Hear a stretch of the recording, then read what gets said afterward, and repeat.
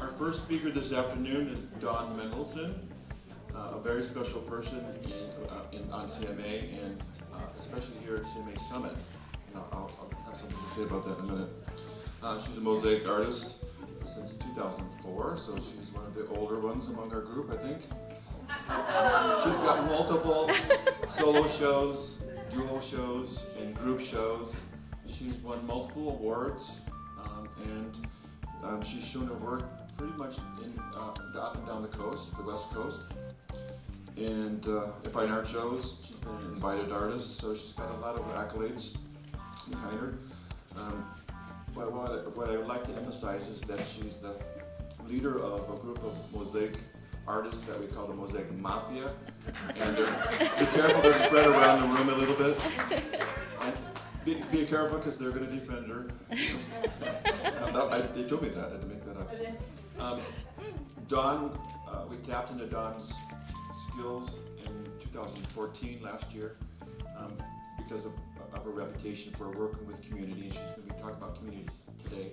And if you know her at all, you know it's because she's got the brain, she's got the artistic talent, and she's got that ready smile. So she's a great person to work with. Just welcome, Dawn. Thank you. First of all, I want to say thank you to everyone that jumped in and helped with our community project. And we finished all the stones yesterday, and we'll be grouting tomorrow at 10:30. So if anybody wants to come help, that's right after the general meeting. Please come by, and when you come by, put your name on the board, because we always take a picture every year, 2 years in a row, of everyone who's participated so that we can all be a part of that project. So I'm here today to talk to you about an organization that I work with, and my experience is creating community. When I was asked to do this, I wasn't sure how to approach it because it's such a big thing. So I asked my son, I said, what's interesting to you about Piece by Piece, which is the nonprofit that I work with that I'll tell you about in a minute. And he said, what I like about it is that no matter what you guys are doing, whether it's a job or whether you're doing a class or whatever, everybody's having a good time. He said, it's a party. It's always a party. And I thought, well, it's not always a party necessarily, but that's what that party is, and what he sees as kind of an outsider is that community, that sense of community of everybody coming together. So he gave me a good start to what I want to talk about. Piece by Piece is a nonprofit, for those of you who don't know, and I know there's a lot of you in here who do know, is a nonprofit that started out as a micro enterprise in the South Los Angeles and Skid Row areas, designed to help people earn a little extra income by selling their work. And the woman who founded it, Sophie Alpert, thought that she went on a trip to South Africa and she saw a program where people were supporting women who were making beaded items and earning income. And she thought, well, we should do something like that here in Los Angeles. So she brought that, and she thought mosaic would be good because you can use a lot of recycled materials, and people don't have to, it's not unattainable. It's mosaic, as we all know, is a very accessible art. It can be as simple or as complicated as we want it to be, and so it seemed like the perfect thing.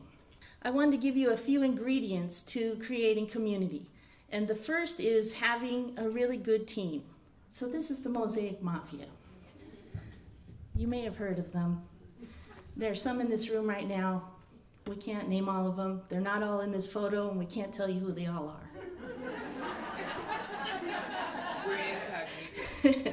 But when I met these people, I knew that I had found my community.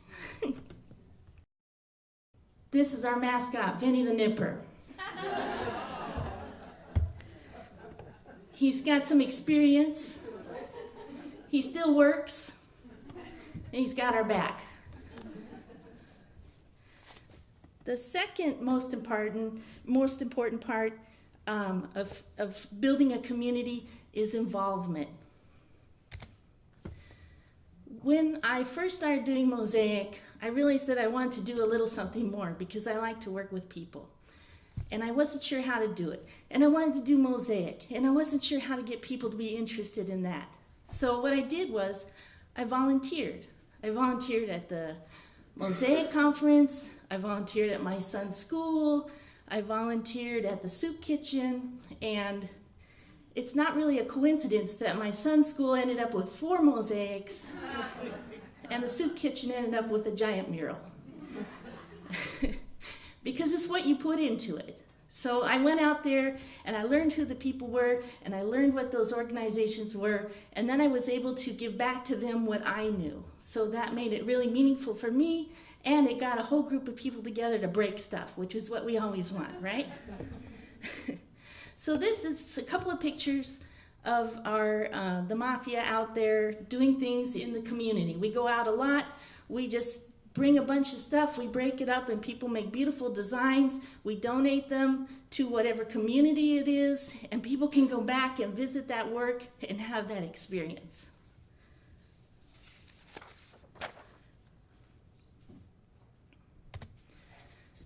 So let me tell you a little more about Piece by Piece. I already told you about the founder. She founded it in 2007, and her original intention, like I said, was just to have everybody make a little bit of money. So we had a little workshop. We had about 8 people come. After, I think, the 5th workshop, we had 50 people coming. This is where we work. We work on Skid Row, in the heart of Skid Row, and we work in South Los Angeles. And this is a community or a group of people that needs community. And that's what we bring to it. There's Sophie up there in the picture with some of the participants. Our first workshops, you can see, are pretty crammed in there. Everybody's in there, everybody's making, everybody's so excited. They're having a good time. When we saw how popular it was, we reached out to another organization. They said, yeah, come on in. So we went over there, we filled the room over there, and people were making things like crazy. They were just really loving being a part of something, because there's such a disconnect out there. So what you're looking at here, let's go here. Yeah, this is our place in South LA, Broadway Village. And what it is, it's serviced enriched housing. So people are placed in permanent housing that have been homeless, families upstairs, and then there are services downstairs. And we are part of that. They come down once a week and participate with us. And there you can see Ms. B sitting there with the kids making some mosaic. And one of our artists' beautiful work. After we'd been there for a couple of years, we started to grow. People started to see what we were doing in the community. We're funded a lot by grants and private funding. And we started getting recognized. And we started partnering with a group called Skid Row Housing Trust. And what they believe in is housing first. So they believe that people are in a lot of trouble, need to get into housing first, get some help, and then they can start to get their lives back on track. So we're in their building, which you can see there, it's won many awards, the Star Apartments. We have such a beautiful location. You can see they have a rooftop garden. They have all kinds of things to get people out and be in the community there. In the middle is the patio where we have our workshops, and we have those twice a week. And we fill them. When we first started there a year ago, we had maybe 3 to 5 people, and now we're up to 15 to 20 people coming in. That's only within 8 months or so. So the point is people are really wanted to be a part of a community there.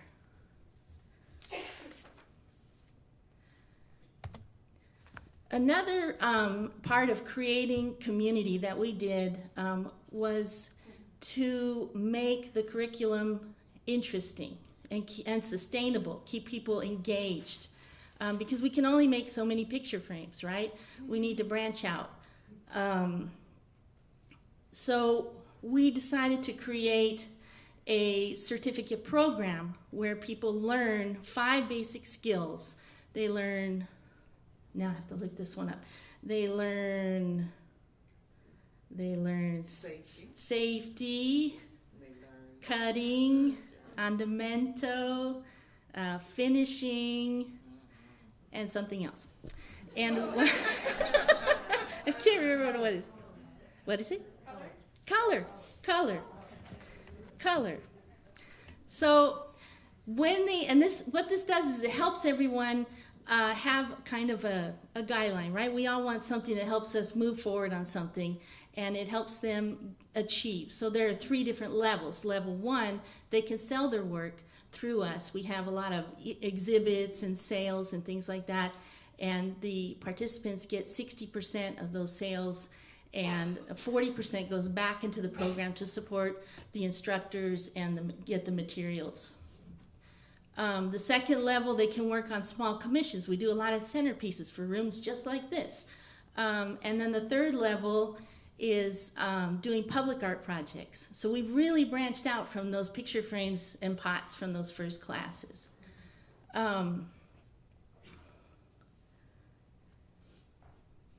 Let me get my thoughts here. So the majority of the people who come to our workshops have no experience in art. And it amazes me that people think, oh, everyone down on Skid Row or everyone in South LA has no interest in learning. They're just too out. It's not true. Everyone is so thirsty for knowledge. Everyone is so thirsty to belong. And I would pass that on to us in this room too, who are so thirsty to learn and so thirsty to belong to the Mosaic community. So we do things where we have a theme every month so that we can get experience. For example, we have Tree Month, where we bring in pictures of trees. We bring in mosaics of trees. We look at leaves. We look at Cézanne's trees. We look at Van Gogh's trees. We look at tree species, all kinds of things to stimulate and get people away from clip art and get them into thinking of objects for themselves, okay? Another thing we do is we create mosaic games. So we have mosaic bingo, that increases your vocabulary. We have Wheel of Color that you'll see right there, where we spin the wheel and people can answer a question on whether it's a primary or tertiary color, things like that, that gets you feeling comfortable, but still you're learning. Another thing that happened to us that was wonderful was we got a National Endowment of the Arts grant, and we were able to bring in artists from all over the country to share their knowledge with our participants, which is so meaningful because not only did they bring the skills, they are able to share what it's like to be an artist so that people can picture themselves in that position and have a goal to work toward. And we actually have a couple of the visiting artists that have been with us in this room right now, Kelly Knickerbocker and Mireille Swinen. And Mireille, yeah. And both of them have been fabulous to share their knowledge, and hopefully when we get the grant again, we've had it for 3 years in a row, we'll be able to get more people to come and participate. We also do field trips, get people out of their comfort zone. We, you can see, went to the Watts Towers, and we've been to the Craft and Folk Art Museum. We've been to several places. And also you'll see on the side there, we were acknowledged as a group by the city receiving a certificate of commendation for what we've done for the community. And that was really special to our artists because they were acknowledged by the city, which was a really great thing. Yeah, it's very great. Okay, this is the certificate program I was telling you about. One of the mafia who's not here is Luce Macdarini, and she's in charge of our advanced studies and commission projects. And when an artist receives their certificate, she takes them under her wing and kind of helps them hone their skills. And we help people develop what they're interested in, so that they're still enthusiastic. We're not going to make everybody make widgets. If somebody likes to do geometric, we support them to do that. If somebody wants to do realism, we support them in that. So that's kind of what Luce does. And you'll see one of the teams working together there to create a commission we had for a cityscape of Los Angeles. And once we did that one, by the way, we were commissioned to make 3 more. And how many more are we working on now? We have a lot. Yeah, we have a lot. We have 2 more we're working on. So there are 2 kinds of projects that we have at Piece by Piece that help keep our community strong. The first are projects that build teamwork. And these are projects that our artists get paid for. We go out, once we saw that we had incredible talent and enthusiasm and interest, we decided, let's go out and try for some jobs as a group. So we did. I'm going to just show you a few of them. This is a project we did for Universal Studios, and it is for their Discover a Star program. And all on there are logos of all of the charitable organizations that they support. So each of our artists made one of those logos, and you can see Victor there with his logo for LA Family. Look at the fine quality of that. It's beautiful. This was a private commission. A man sent us an email and said, I love what you do, make something for me. So we said, all right. He's in New York, and he wanted us to create something for his Hollywood Hills home. So he had this wall that was, there's a pool up there, and you can see the Hollywood sign in the background of his home. It's very lovely. So we put together these circles for his wall, and they're made of mostly recycled materials, like many of our projects. And in terms of design, when we work as a group, it's mostly collaborative. We're getting more and more to that point where it can be more collaborative. The artist instructors come up with a basic idea, and then the artists are able to express themselves within that idea. So we can give a certain section to somebody, and then they will do what they do best in that section. This was our first public art project. And it was massive, huge for us. It's 10 3D leaves going up a 5-story building. And then it was 3 flat leaves where you see everybody saying, oh my God, we finally made it, underneath there. It was funded by the California Redevelopment Agency, which I think, I'm not sure everybody knows, folded, and it folded right in the middle of our project. So luckily we had started it already, so we were able to complete it. But I'll go back a little bit. This is what the leaves looked like. And we created everything except the armature and the branches. So we did the polystyrene base with the covered in the mesh and the concrete. We did that all ourselves with the help of Sherry Warner Hunter. All the flowers you see, we made with another instructor from Topanga, Matt Doolin. So we learned a lot on this project. And here's some pictures of our artists working from beginning to end. It was a really nice project. I think it took 2 years. I think it took us 2 years to do that. Partly because they ran out of the money and they... Yeah, it took a little while in the middle, yeah. We thought, sometime in the middle, we're just going to finish them, and then we'll just set them out in places at random, and maybe someone will buy one. Because once you have a giant leaf, what are you going to do with it, right? But luckily, it went up the building, and it's quite beautiful. It's very lovely. This is a mural that we did for Irvine Valley College's Life Sciences building. They approached us and wanted us to do something. They like the work, they like our mission, and it is, I'd say, 75% recycled materials, and it's supposed to tell the evolution of Earth. So at the beginning you have kind of lava-like moving through to the end, and that sun-like figure is representational, is made of all man-made materials, metals and different things like that. And tell them what came from that, the donation. Oh, well, because of that, I'm glad B is sitting up front.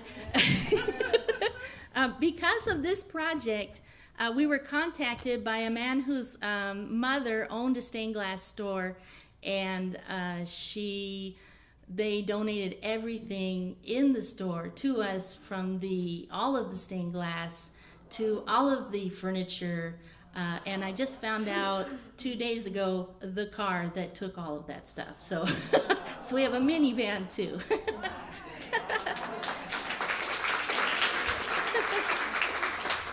So here's some of the artists, and when we complete a big project like that, the artists receive a certificate of completion. And it just so, it feels good to be acknowledged for completing something. So, and then you see a couple of the artists working on the sections. Again, we would assign specific artists to do what they are best at in each section so that there's success. We want everyone to be successful. So we guide them. This is a fantastic project we dreamed up. And thanks to Lee, who is the artist in residence at the LA Arboretum, as well as one of our lead instructors, we made 30-inch spheres, and we went out into the community and worked with at-risk youth and had them create all of the pollinators. So all of the butterflies and caterpillars and different things that are on these spheres were created by at-risk youth in the city. And then we brought those back, and the artists at Piece by Piece fabricated the spheres. Again, from the polystyrene to the concrete to the mosaic. And it was a fabulous, fabulous project.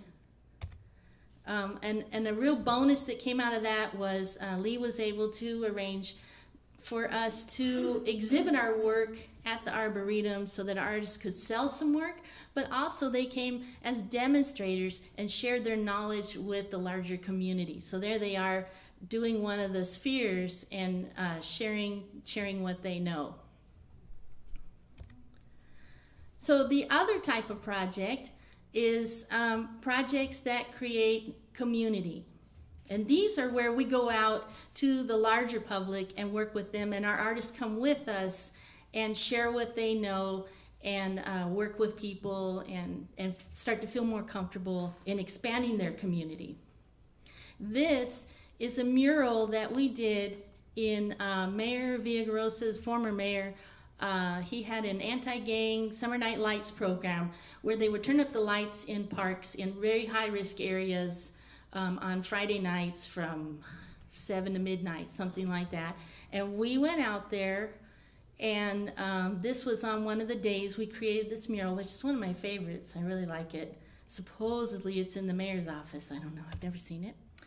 But when I interviewed for this project, the woman at the mayor's office said, "Dawn, I don't think that people are really going to be interested in mosaic." And I said, well, let's give it a try. We'll give it a shot. So we went out there, and the first night we had about a dozen people. And by the fifth or sixth night, 50 people were cramming into that room. And we went back the next year, and that's when Pam and Max came to help us out. And we had people lining up around the corner, 85 people in that room. I know, Tessera. But I think that they weren't they were coming for mosaic because mosaic is awesome, right? But they were coming because it was community. It was people coming out and being together and laughing with your neighbors that you don't usually know and having a good time.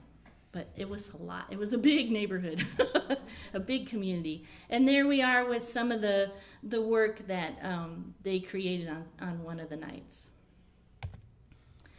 We also do collaborative projects within the classroom so that people can learn to let go of their work and have it be a part of a bigger thing than them. So this is a class that Mireille taught, where it was everyone's first experience with Smalty. Thank you very much, Mireille. And everybody's like, we need Smalty, we need Smalty. But everyone created a flower in the class, and then we put it together for this beautiful piece that we were able to auction off and raise money for the organization. We did 2 of them. We did 2, right? We did 2. Yeah, it's very nice. Lee Adams leads our beginning community workshop at the Star, and this is a smaller group, very new, very tender artists that she guides through creating collaborative projects. Here they've got a couple of mandalas they're working on, and to the right they have a mosaic heart. We do a lot of mosaic hearts. This is not necessarily mosaic, but I thought it was a brilliant idea that we thought up to strengthen the community. It was called the Living Arts Fair, and what we did was we gathered groups like other art groups in the community. We got a yoga teacher, we got a music jam and painting and all kinds of people to come, and everyone could come, and they had a little passport, and they would visit and get a stamp for whatever they participated in so they could experience the different arts. And I had acupuncture in my ear. That was my first time ever. It was a lot of fun. But it brought a lot of people out, and it made people feel more comfortable, because where we are, when we're at the Star and we're in the heart of Skid Row and the people are placed in this housing, they're at the highest risk because we're trying to get them off the street. And I would feel, quite frankly, this way too. They don't want to come out of their homes. You get a home, you don't want to come out. So we're trying to get them comfortable being in their home, but coming out and then going back to their home so that they can feel comfortable and stronger each time. This is our most recent project that we love, that we dreamed up again. We wanted to make something for a forgotten garden at our first teaching location, Broadway Village. And Lee and I and B, we all worked on this together, and we thought, well, let's just make a bunch of flowers and put it on this wall. And we started by making the big flowers as a group in the community workshops. And then people said, yeah, I want to make a flower, I want to make a flower. So then we had people bring in smaller flowers. And then we reached out to the larger mosaic community, and people were giving us flowers. Visiting artists were sending in flowers. And let's see if I have some pictures. We went out in the community. But what really touched everyone and made such a difference for us was it became international. A woman from New Zealand, Helen Campbell, lovely woman, wrote to me and said, hey, I'll give you a couple flowers and I'm coming, so I'll visit. So I told the workshop, I told everyone, look, we're getting flowers from New Zealand. Everybody said, yeah! And then everyone was like, where's New Zealand? So we got a globe so that we could put pins as to where the stuff was coming from. So now we're a part of an international community. We're not just this little LA group. We're big. We're really big. So we got, I'm trying to think of where we got a flower from Germany. We got a flower from Brazil, Canada. Well, the Brazil was unique in that there's a lovely woman that does community projects in Rio, and she does community mosaics in the barrios with the kids. And we happened to meet her last year, and she wrote to me and she said, what if we do an exchange, and your people make some of this and we make flowers for you? And I said, fantastic. So here's a picture of some of the people. She had an entire day that she dedicated to having people come in to her workshop and make flowers for us. And then we made rooftops for her to go into her community project. So it was really great. And what was especially nice was that she was able to come visit and we could do the exchange in person. So everyone got to meet her and she brought her mom and it was fun. It was a party. So here are some of our artists working on the mural, and then some young artists who contributed flowers, and then there's a picture of a flower from Jolino Becerra. I don't know if everybody knows him, but it's a lovely little flower. He's one of our visiting artists. So now I need to go back to my notes. The impact of creating community.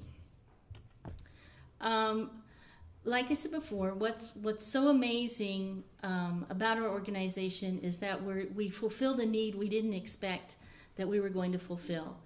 And that's having a sense of belonging, which is something that I think we all desire.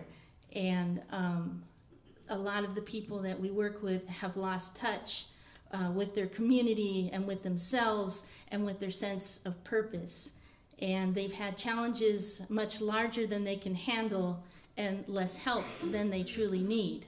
So by providing them with the opportunity to earn extra income, it was a good thing, of course, for everyone. But what was much stronger was creating their sense of belonging and purpose. And you can see, obviously, some of our happy faces.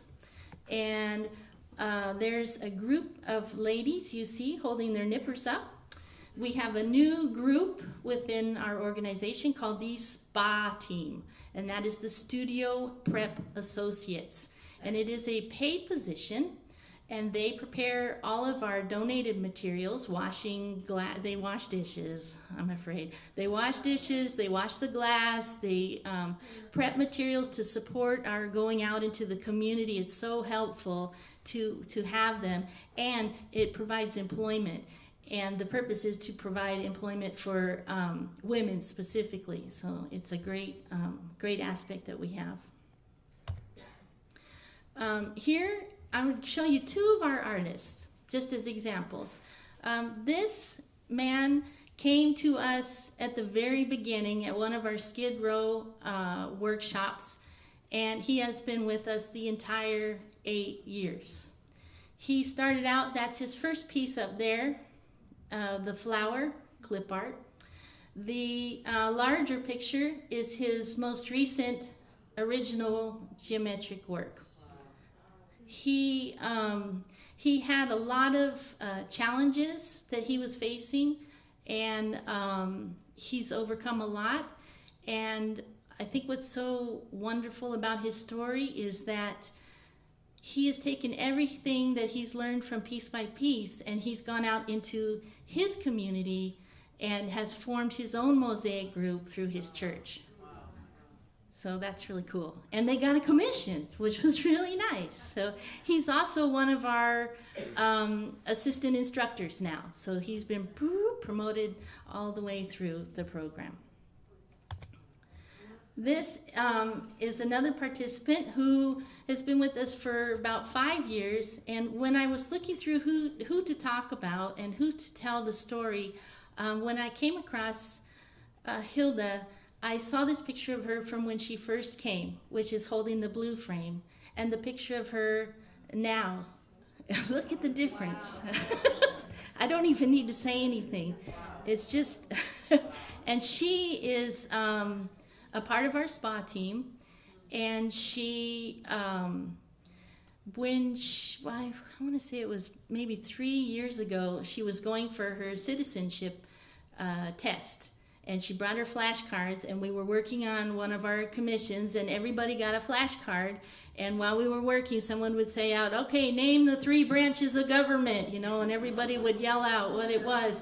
And that's how she learned it. And she passed it on the first test, so it was really nice. These are some of our newer artists that are coming through. And there's Lee with one of our newest artists who actually graduated from Otis. He had a serious health problem, and fell on hard times. And that's his flower. That's one of his very first pieces. So it's pretty amazing. And he said something that really resonated with me. He said, just because I'm living on Skid Row right now doesn't mean that I don't have dreams and goals. And I thought, okay, that's good.